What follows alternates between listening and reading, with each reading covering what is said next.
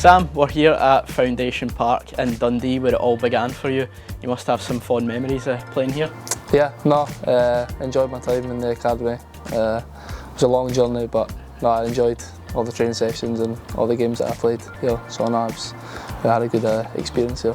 It doesn't feel like so long ago that you're out there playing for the under-18s. I mean, it's just been such a quick rise to the first team for yourself. Yeah, we had an enjoyable season last year with the 18s. We're unlucky not to get to the Scottish Cup final, and then I've just kicked on with the first team ever since, and I've not looked back, so I've really enjoyed that. Bearing in mind you had quite a serious knee injury as well at such an important time of your development, it's even more commendable how quickly you've managed to be a regular face at that level now. Yeah, getting injured, you don't want that to happen, but I had to deal with that. I had to deal with that setback, and just had to work hard every day, try and get myself back into the team. I've just kicked on ever since that. It's a really difficult thing for a young player to go through, so was there ever maybe a point where you didn't think you'd make it? Yeah, you have thoughts like that, when you'd have more setbacks from your injury, you'd always think, am I going to play again? And you see boys that are doing, in your team that are doing well, training with the first team, that you want that to be you. So I just had to stay grounded, stay focused, and eventually I'd get to where I am now. You talk about staying grounded and staying focused, but how do you keep yourself in a positive frame of mind? Just trying to be around the team, going to every game. When I was injured and that, I didn't miss, an 18s game. I'd come home and away and watch them to just, still feel like you're a part of the team, part of the group. And yeah, it's just got to stay positive during that time. You look at that under-18s group that you came through with, and it's such a tight-knit group of boys. Obviously you've got Owen Sturton, who's out doing really well at Montrose, Scott Constable trains with the first team all the time, and Charlie Dewars really kicked on this side of the turn of the year. Yeah, it was a really good group, really good bunch of lads that are in that change room, and they're all doing well so far at the minute, so I think we can all be proud of ourselves for what we've done.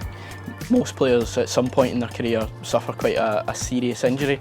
Now that you're through the other side of it, you can maybe think back and say it was a good thing that it happened so early, because now if something like that happens again, you know how to come through it. Yeah, you always want these probably injuries at the start of your career so you can just have a easy career after that.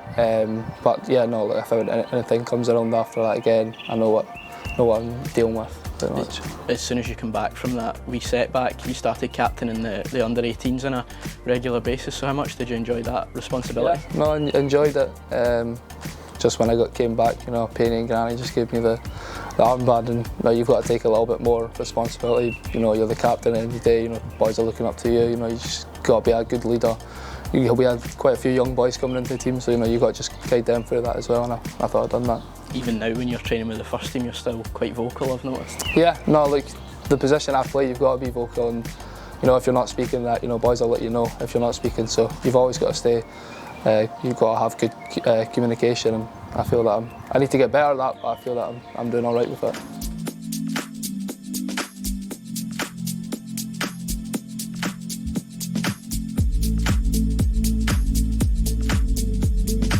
It's been quite a while now that you've been training with the first team on a regular basis. I think it's maybe 2022, 2023. So how beneficial has that been for you, getting to see the standards that top level professionals train to on a daily basis for so long? Yeah, it's been brilliant. I've trained with some really good football players. You take tips from their game and you look to add it into your game. So I really enjoyed that. You have some training sessions that you're not there, but you just got to keep your head and believe in your ability. You're there for a reason, so you've got to go and show it. Which players do you feel have been most influential for you on your journey? Declan Gallagher's one of them. Looking at Ross Graham and that as well.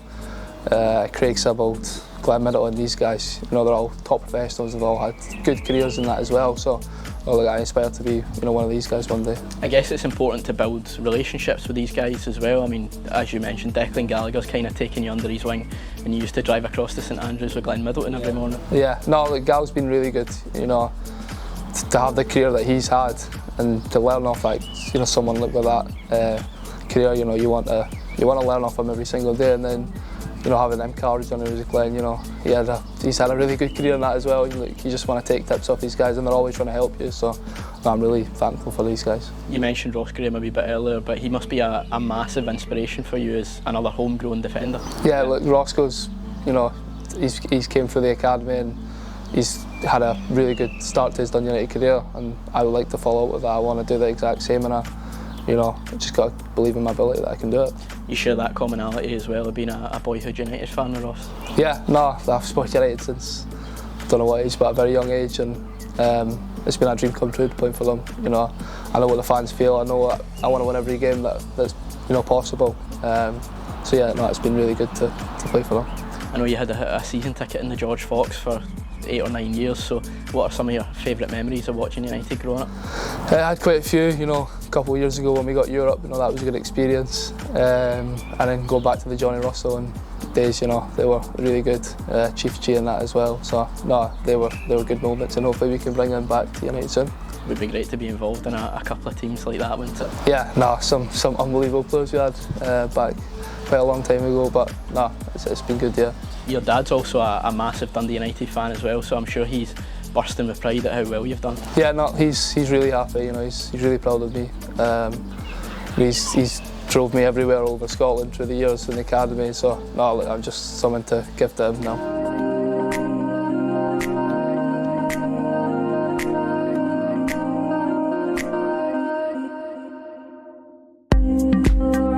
It's been a massive season for you on a personal level, and it all started when you went out on that loan at Kelty Hearts and you performed really well.